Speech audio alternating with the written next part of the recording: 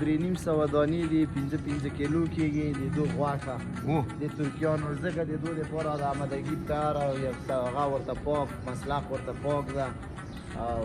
دوی له خیره سبا ته به موږ خپل فعالیت د دوی د قومندې لاندې چې څه رقم دوی موږ ته وایي چې دغسې د خلکو نوم به واخلي او چا چې قرباني کړې ده هغو ته د هغه له طریق نه تلیفون له طریق نه ورښیي او موږ بس خپل کار کوو انشاءالله خوشحاله به یې د ټولو د تاسې همدغه کشتارګاه په بین المللي ستندردونو باندې ما مخکې ویلې چې ولاړه ده و دا راته وایي چې دغه کومه غیر چنګښونه دي چې قصابان خپل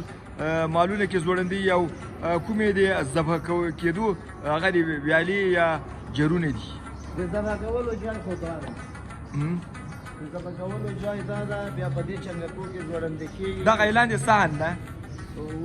د مال وینه به دا ویالې ته راځي دې ویالې ته به راځي بیا به له دې ځای نه په بیلرو کې موږ